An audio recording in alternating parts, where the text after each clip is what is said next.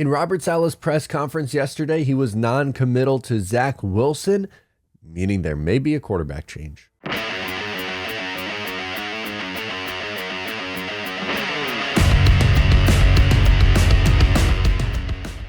Hey, what's going on? Matt O'Leary back with another video. You can follow along with me on social media at Matt O'Leary and why. If you haven't already, please make sure to check out the Just Jets podcast, wherever it is that you get your podcast. And last but not least, this video is brought to you by BUSR, the official sportsbook of Matt O'Leary and why. Sign up today at busr.com/Matt and receive a 150% free play bonus. You could get in on the action, be betting on the Jets or any NFL team or pretty much anything you want on there, any sport you want on there. Sign up with my link down below in the description. So after an extremely poor outing against the New England Patriots and some really brutal post-game comments yesterday, Robert Saleh came out and for the first time was non-committal to Zach Wilson, saying that everything is on the table and that they're evaluating things this week.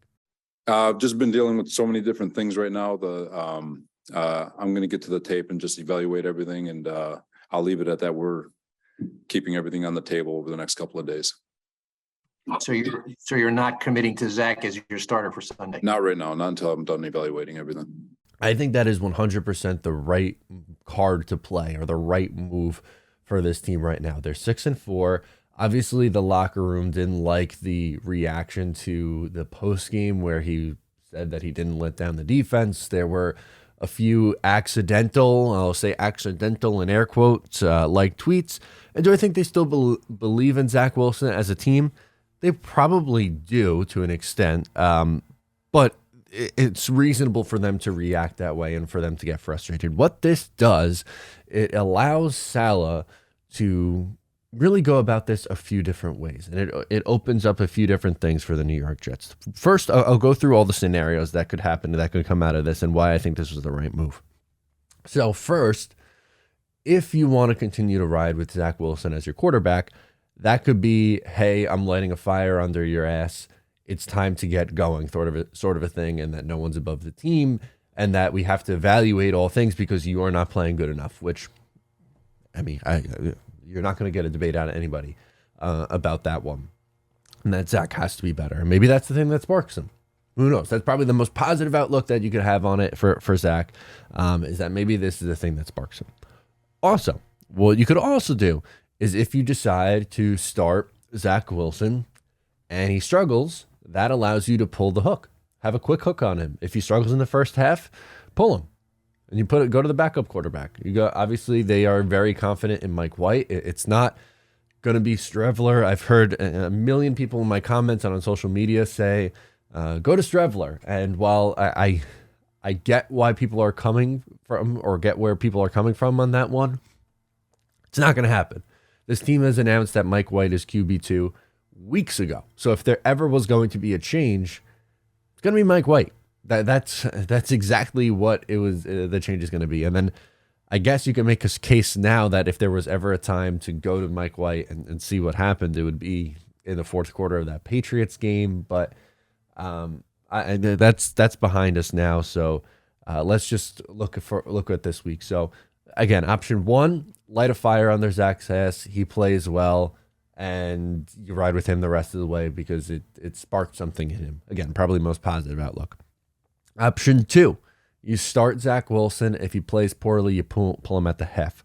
Option three, if you really want to, you could start Mike White. They could. They opened the door for that, which is crazy that everyone, on this, when the season was made and when the schedule was made, everyone looked at this one and said, oh, Justin Fields against Zach Wilson. And there's a chance that neither of those quarterbacks play. Zach Wilson might get benched, which after last week's performance and comments, I don't think you're going to get many people arguing it.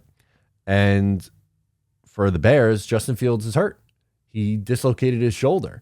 And apparently is either day-to-day or a season. It's either a day-to-day or a season-ending injury. Which is a really wide gap. But the point is, I would be surprised if he plays. So you might very well get Mike White versus Trevor Siemian on Sunday, which obviously is kind of grotesque, but it's just, that's the NFL. Sometimes things happen, but I think Robert Saleh handled this well yesterday. I really do. It's been no secret that I've tried to stand up for Zach Wilson in the past, and that I think he deserved, a look for 2 years. And I, still kind of think you need to give this guy a 2-year look. But for everything that happened and where this team is, he's holding his guy accountable, which is something that Zach Wilson wouldn't do himself. And that was a mistake that Zach Wilson made.